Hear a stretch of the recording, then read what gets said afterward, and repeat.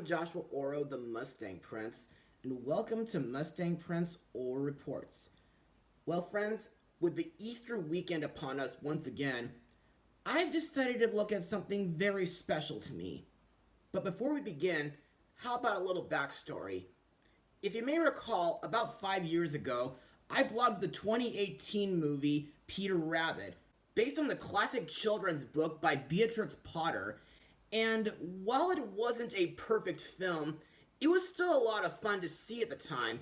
And I liked the fact that it featured Harrods, a department store that my mother used to work at before she and my dad got married and had me.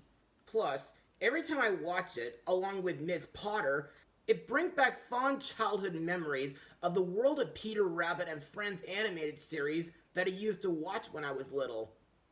Anyway, before the whole world became locked down due to the COVID-19 pandemic, I've been hearing news that Peter Rabbit would get a sequel. And of course, it's the subject of my blog today. Released on June 11th, 2021, the movie is Peter Rabbit 2: The Runaway. Now, let's get started. Bee, Thomas, and the Rabbits have created a makeshift family. But despite his best efforts, Peter can't seem to shake off his mischievous reputation. Venturing out of the garden, Peter finds himself in a world where his mischief is appreciated. However, when his family risks everything to come looking for him, Peter must figure out what kind of bunny he wants to be. So, what did I think of the film? Well, to be honest, I enjoyed it. Sure, I never saw it in theaters, though I wanted to. I just never got the chance to, due to Seussical rehearsals and Target shifts piling up on my schedule at the time. But thankfully, I got the movie on Blu-ray, and after watching it, I thought it was a lot of fun, and it was a slight improvement over the first movie. And to further explain what I'm talking about, let's move on to Mustang notes. In May 2018, it was announced that Sony Pictures had started the development of the sequel to Peter Rabbit. Unlike the first film, the sequel was not released under the Sony Pictures Animation label, though Columbia Pictures did return for distribution. Principal photography began in January 2019 in Centennial Parklands, Australia. Filming took place in the Lake District at Ambleside and Hatterthwaite, around Hill Street and Richmond Bridge in London, Gloucester Docks, a replica of the house of the Tailor of Gloucester, and in Camden, New South Wales.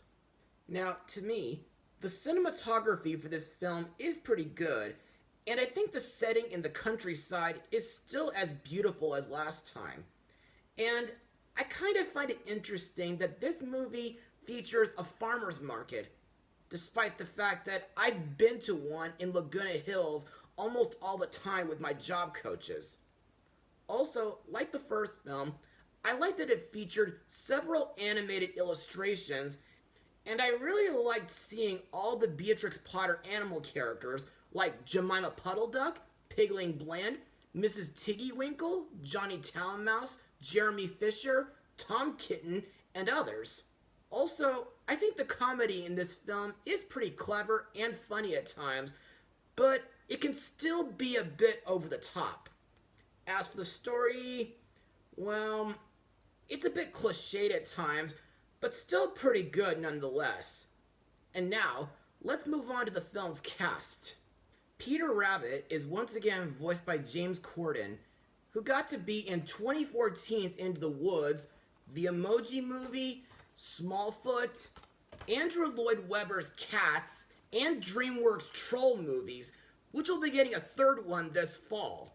Now, Peter's role in this movie is pretty similar to how he was in the book and in the first film. Yes, he does have a known reputation for being a troublemaker, but he never means any harm.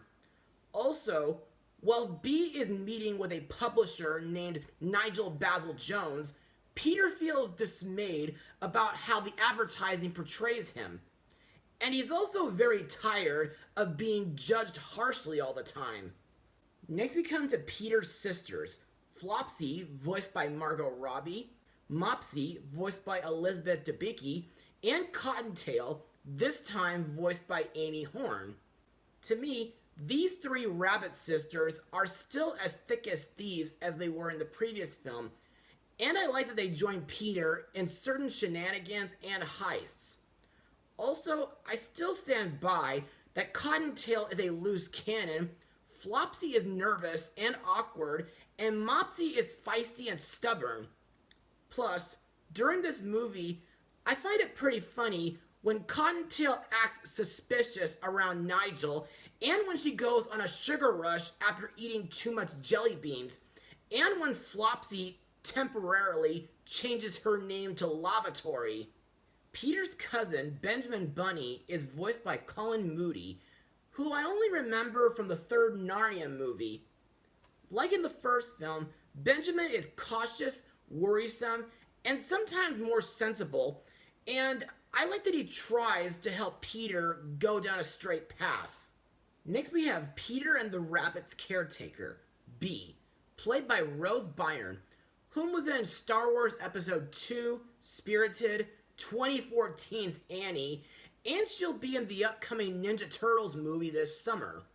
Now, 5 years ago, I did describe her as a modern-day version of Beatrix Potter, and I like that she treats Peter, his sisters, and his cousin like her own children. Plus, I still think she's a wonderful artist, and I like that she writes and illustrates books based on Peter and his friends. Also, during this movie, I like that she was given the opportunity to have her stories distributed. But later, when the publishing company comes up with the idea to put Peter and his friends in a ludicrous space adventure and a dangerously unpredictable rescue mission, Bee realizes that this is not what she had in mind, and she pulls her stories from Nigel's company. Next is her husband, Thomas McGregor, played by Domhnall Gleeson, whom was Bill Weasley in the two-part Harry Potter finale and General Hux in Star Wars Episodes 7 through 9. During this movie, not only does Thomas run his own toy shop, but he's no longer an animal hater, and he's doing his best to support Bee after their wedding and their honeymoon in hopes that they'll have children in the future. Also, Thomas is very protective of his tomatoes, and he can be pretty hard on Peter due to his mischievous behavior. However, I did like the part where Thomas and Peter work together in rescuing the animals who were captured by the pet pound. Finally, we come to the new antagonist, Barnabas, voiced by Lenny James, best known from the Walking Dead TV series. At first glance, Barnabas comes off as a shady yet kind mentor to Peter, as he appears to understand how Peter feels over being portrayed as a villain in Bee's books. He's also shown to enjoy having fun, given how he and Peter escaped from being chased from shop owners. However, it's soon revealed that this was just a mask in order to gain Peter's trust, as a way to get him to help him steal food while hiding his true nature as a traitorous, sinister, selfish, greedy, manipulative, and cold-hearted thief. This personality was formed because he was an elder who felt neglected by people because he was old, and like he was ultimately being starved for not having a more youth-like appearance. Also, Barnabas thinks that animals should look after themselves, and he was willing to let Peter's friends and family take the fall. And now, on to my final words. Overall, Peter Rabbit 2, The Runaway, was a pretty fun sequel, and it was a slight improvement over the first film. The cinematography is great, the setting in the country is as beautiful as it was 5 years ago, the comedy was both over the top, but well handled, the story was a bit cliched, but still entertaining, Peter was a mischievous, but relatable main character, His sisters were pretty feisty, and Benjamin was a pretty good supporting character. Barnabas was a very twisted rabbit villain, and the other animal characters were very funny and nostalgic. And Thomas and Bee make a great team now that they're husband and wife and have a bright future ahead of them. So, if you folks are still Beatrix Potter fans, or if you want to watch something comical for the Easter weekend, be sure to keep your eye out for this film. I give it an 81% out of 100. Well, that's all for now. Be sure to join me for my next blog, where we look at an episode where two rabbits from Enchantia get switched. Mustang Power. Oh, and happy Easter.